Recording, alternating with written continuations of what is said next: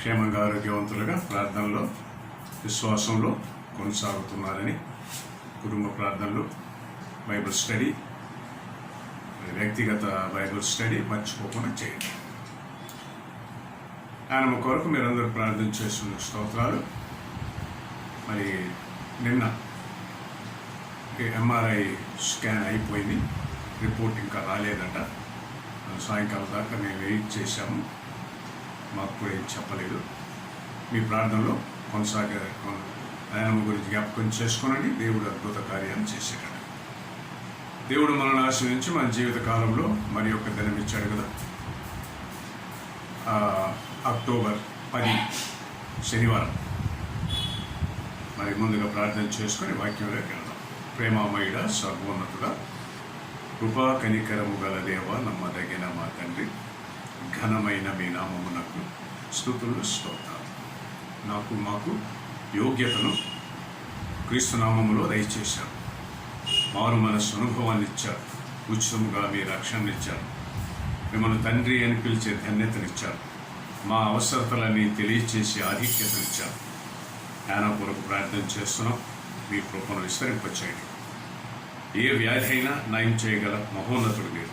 ఆశీర్వదించి సహాయం చేయండి. లేసమను ప్రసన్నను కూడా భద్రపరిచి కాపాడమని వేడుకుంటాం. మరి మా జీవిత కాలంలో మరి ఒక దినం ఇచ్చారు, మీకు స్తోత్రాలు. అక్టోబర్ 10 శనివారం. మీ వాక్యంతో మమ్మల్ని ఆదరించండి. మీ వాక్యంతో మాకు క్షేమాన్ని దయచేయండి. మీ వాక్యంతో మాకు ఆదరణిచ్చి మీ నామాన్ని ఘనపరచుకోమని యేసు క్రీస్తు పరిశుద్ధ నామమున వేడుకుంటున్నాము తండ్రి. ఆమేన్. పాట సంఖ్య 27. పాట సంఖ్య 27 పాడుకున్నాం. భజన చేయుచు భక్త పాలక ప్రస్తుతింతుని నామములను, రుజినములపై జయమునిచ్చిన విజయుడా నిన్ను వేడుకొందు. దివ్య పదవిని విడచి నీవు దీనుడవై పుట్టినావు. భవ్యమైన బోధలెన్నో బాగుగా ధరనేర్పినావు.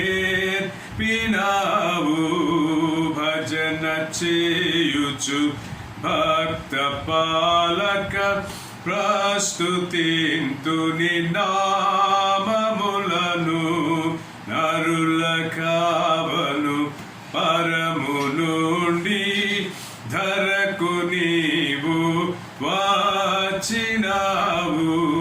పరుడనైనా నా కొరకు నీ ప్రాణమునర్పించినావు. భజన చేయుచు భక్త పాలక ప్రస్తుతింతుని నామములను, చెడిన వాడా నైన నన్ను చేరదీసి బ్రోచినావు. పడిన నాదు గోతి నుండి పైకి లేవా నెత్తినావు. భజన చేయుచు భక్త పాలక ప్రస్తుతింతుని నామములను, ఎంత ప్రేమ, ఎంత దయా, ఎంత కృప యేసయ్య నీకు. ఇంతయని వార్నింపనిలలో ఎవనికి సాధ్యంబు కాదు. భజన చేయుచు భక్త పాలక ప్రస్తుతింతుని నామములను.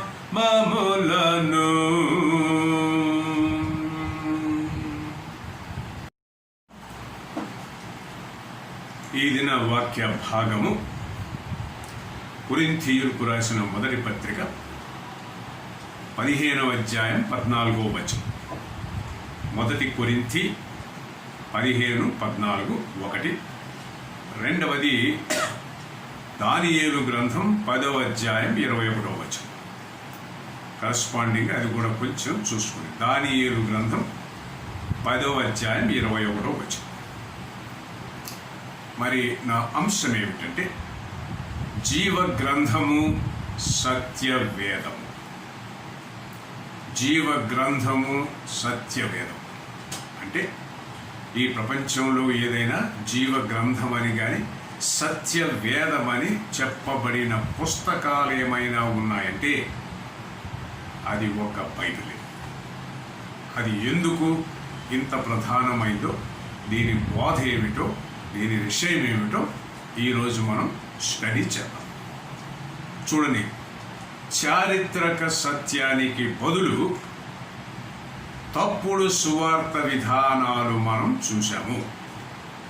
అంటే సత్యాన్ని కప్పిపెట్టి తప్పుడు విధానాలు చెప్పే విధానం ఎక్కువగా కనబడుతుంది. ఏమనేవాళ్ళు వీళ్ళందరూ? విశ్వాసులుగా మారటాన్ని ఒక గుడ్డి దూకుడుగా చూపిస్తారు వీళ్ళు. ఏదో జనాలు గుడ్డిగా విశ్వాసులు అయిపోతున్నారు అని అనుకుంటారు కొంతమంది. అందుకే అనేకులు తప్పుడు విధానాలు చూపించారు. ఏమని చూపించారో చూడండి. బైబిల్లో మంచి సంగతులు ఉన్నాయో లేదో కానీ శాస్త్రీయంగా అవన్నీ నమ్మదగినవి కావు అని చెప్పేవాళ్ళు కొంతమంది. మీకు అర్థమైనా? మంచి మంచి విషయాలు ఉన్నాయేమో మనకు తెలియదు, కానీ శాస్త్రీయంగా సైంటిఫిక్గా చూస్తే ఇవన్నీ మనం నిరూపించలేము అనేవాళ్ళు కొంతమంది. ఇంకొంతమంది దేవుడు పరలోకంలో ఉన్నాడో లేదో కానీ మన బుద్ధులు మాత్రం ఆ విధంగా అనుకొనుచున్నవని మరికొంతమంది. ఆయన పరలోకంలో లేదో మనకు తెలియదు కానీ మన బుద్ధులు మాత్రం ఆయన పరలోకంలో ఉన్నట్టు అనుకొని మన ప్రవర్తన సాగుతూ ఉందని మరికొంతమంది. ఇంకా కొంతమంది ఏమన్నారంటే నిజముగా క్రీస్తు పునరుత్థానుడయ్యాడా? అవి ఇటువంటి ప్రశ్నలు వారికి అవగాహన ఉండదు.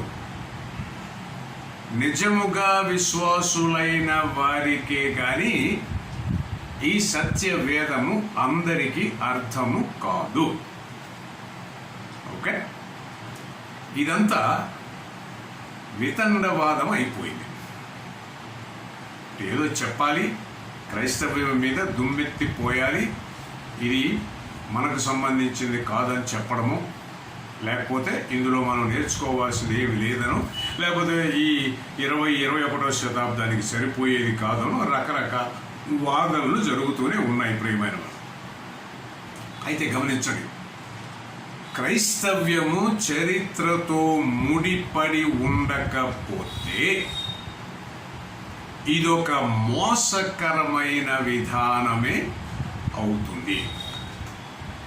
అంటే ఈ బైబిల్ చరిత్రలో ప్రతి అంశానికి సంబంధించినదిగా ఉన్నది. కాబట్టి బైబిల్ అర్థం కావాలంటే చరిత్ర తెలుసుకోవాలి. లోక చరిత్ర కావాలి, బైబిల్ హిస్టరీ కూడా కావాలి. బైబిల్ చరిత్ర తెలుసుకుంటే అప్పుడు దీని యొక్క ప్రాధాన్యత, ఆధిక్యత మనకు తెలుస్తుంది. బైబిల్లోని నైతికత నిజం కాకపోతే అర్ధరహితమైనటువంటి మతము అవుతుంది. అలా చెప్తాను. ఈ స్టేట్మెంట్ చూడండి. బైబిల్లోని నైతికత, నీతిని గురించిన బోధ ప్రియమైన వాళ్ళరా నిజం కాకపోతే అర్ధరహితమైన మీనింగ్లెస్ మతము అవుతుంది క్రైస్తవ్యము.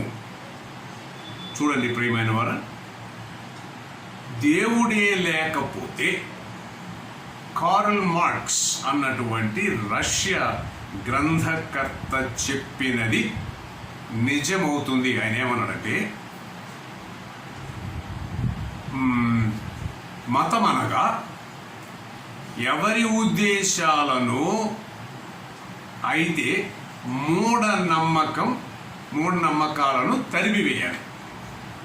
మతం అన్నది ఒక వ్యక్తి యొక్క ఉద్దేశం అయితే ఈ మూఢనమ్మకాలు అన్నవి తరిమివేయాలి అన్నాడు. ఓకే, మూఢనమ్మకాలు ఎందుకు వస్తున్నాయి? వాళ్ళు బైబిల్ స్టడీ చేయటం లేదు కాబట్టి, దేవుని వాక్యాన్ని గ్రహించలేదు కాబట్టి, సత్య వేదం యొక్క ఆధిక్యత వారికి తెలియదు కాబట్టి. చూడండి ప్రియమైన వారు, యేసుక్రీస్తే నిజము కాకపోతే అంతా మోసమే అయిపోతుంది. అందుకే దైవజనుడైనటువంటి పౌలు అన్నాడు, క్రీస్తు లేపబడి ఉండని ఎడల మేము చేయు ప్రకటన వ్యర్థమే, మీ విశ్వాసము వ్యర్థమే అన్నాడు. ఈ కొరింథీయులకు రాసిన మొదటి పత్రిక మనం చదివిన 15వ అధ్యాయం 14వ వచనం. చూడండి, మేమును దేని విషయమై అబద్ధపు సాక్షులముగా మేమును దేవుని విషయమై అబద్ధపు సాక్షులముగా అగపడుచున్నాము. ఎందుకంటే వారికి ఈ అవగాహన ఏమాత్రం లేదు కాబట్టి. రండి, తిని త్రాగి సుఖింతము, ఎందుకంటే రేపు మనం చనిపోవచ్చు అన్న తంతు అయిపోతుంది క్రైస్తవం. అప్పుడప్పుడు ఈ జీవితానికి అసలు అర్థమే ఉండదు అన్న అవగాహన కూడా వస్తుంది. అయితే దేవునికి స్తోత్రం. ఎందుకు? క్రీస్తు మరణాన్ని గెలిచి మృత్యుంజయుడయ్యాడు. ఇది చరిత్ర చెప్తుంది, సైన్స్ శాస్త్రీయ జ్ఞానం చెప్తుంది, వేదాంతం చెప్తుంది. అన్నీ నెరవేరు చరిత్రలో వ్రాయబడి ఉన్నాయి కాబట్టి చూడండి, మరణాన్ని గెలిచి మృత్యుంజయుడై ఉన్నటువంటి దేవుడు ఒక్క యేసుక్రీస్తు మాత్రమే అని ఘంటాపథంగా చెప్పవచ్చు. పౌలులాగా మనం కూడా గట్టిగా చెప్పవచ్చు. ఏమన్నాడు పౌలు? ఏమన్నాడో చూడండి, నేనెవరిని నమ్ముచున్నానో నాకు బాగుగా తెలియను అన్నాడు. నేనెవరిని నమ్ముచున్నానో నాకు బాగుగా తెలియను అన్నాడు. చూడండి ప్రియమైన వాడు, పేతురు ఏమన్నాడో చూడండి.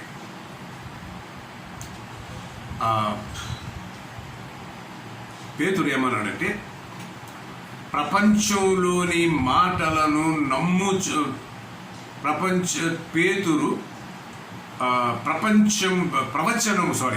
ప్రవచనములోని మాటలను నమ్ముచున్నాను అన్నాడు. ఇది ప్రవచనం, దేవుని వాక్యం. ఇందులోని మాటలను నేను నమ్ముచున్నాను అన్నాడు పేతురు. వీళ్ళందరూ చరిత్రలో బ్రతికి అద్భుతమైన చరిత్ర సృష్టించిన దైవజనుడు. మరి యోహాను ఏమన్నాడో చూడండి, ఆది నుండి ఎవడు ఉన్నాడో నాకు తెలియను అన్నాడు. ఆది నుండి ఉన్న ఆ దేవుడు నాకు తెలుసు అని చెప్తున్నాడు. ఆయనలోనే నిత్య జీవము. వీటన్నిటిని బట్టి మనం సింపుల్గా చెప్పివేయవచ్చు. ఏమని?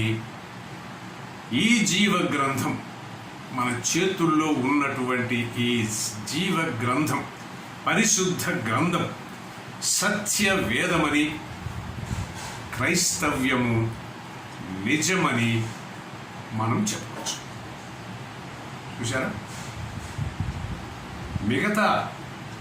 మిగతా గ్రంథాలన్నీ మనుష్యులు రాసుకున్నారు. మనుష్యుల ఊహను బట్టి దేవుడు ఎలాగా ఉంటాడు అని ఊహించాడు. కానీ సత్య వేదము దేవుడు ఎలాంటి వాడు చెప్పి వ్రాయించాడు.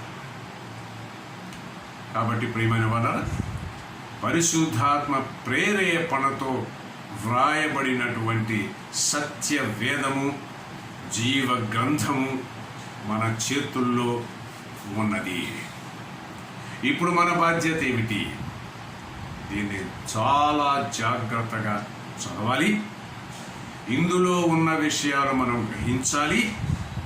ఇందులో ఉన్న ప్రవర్తన ప్రకారం మనం జీవించాలి. ఇదంతా చేయాలి అంటే ముందుగా మనకు మారు మనస్సు అవసరం. క్రైస్తవ కుటుంబాల్లో పుడితే సరిపోదు కదా. ప్రభువుని అంగీకరించి దేవా నేను పాపినని చెప్పి మారు మనస్సు అనుభవంలోనికి నడిపించబడి పరిశుద్ధాత్మకు లోబడి అప్పుడు గనక ఈ జీవ గ్రంథాన్ని సత్యవేదాన్ని చదివితే ఇందులో ఉన్న విషయాలు మరి ఏ గ్రంథములోనూ లేవని మనకు గ్రహింపు కలుగుతుంది. ఇటువంటి ధన్యకరమైన జీవితాన్ని పరిశుద్ధాత్మ దేవుడు మనకందరకు దయచేయునుగాక. ఆమేన్. ప్రేమగల మా నాయన, సర్వోన్నతుడా, సర్వశక్తిమంతుడా, కనికరము గల దేవ, ప్రభావము గల మా తండ్రి, శ్రేష్టమైన మీ నామమునకు స్తుతులు స్తోత్రం. నన్ను మమ్మను మీరు వెదకి రక్షించుకున్నారు. మీ వారముగా ఉండటానికి మీరు ఇష్టపడ్డారు. ఎందుకంటే మా నిత్యత్వం మీరిచ్చిన ఈ ఆత్మ, దీనికి చావు లేదు. శరీరానికే చావు ఉంది, ఆత్మకు చావు లేదు. ఈ చావు లేని ఆత్మ ఎక్కడ ఉండాలో మీరు లేకపోతే నరకమే. కాబట్టి ఈ నరకానికి వెళుతున్నటువంటి ఈ మా ఆత్మలను మీరు మార్చివేసి ప్రభువైన యేసుక్రీస్తు నివసిస్తున్నటువంటి పరలోక ప్రవేశానికి మాకు అర్హత కల్పించారు. మరి మా జీవిత కాలంలో ఈ లోకంలో బ్రతకటానికి, మీ విధానాల ప్రకారం జీవించడానికి ఈ సత్యవేదాన్ని, జీవ గ్రంథాన్ని, పరిశుద్ధ గ్రంథాన్ని మా చేతుల్లో పెట్టారు. దీని ప్రకారం మేము జీవిస్తూ క్రీస్తుకు లోబడి పరిశుద్ధాత్మకు విధేయత గలవారమై మీ నామ మహిమార్థమై జీవించడానికి మీ శక్తిని, సహాయాన్ని మాకందరకు దయచేయమని యేసుక్రీస్తు పరిశుద్ధ నామమున వేడుకుంటున్నాము తండ్రి. Amen. Amen. Praise the Lord. Praise the lord.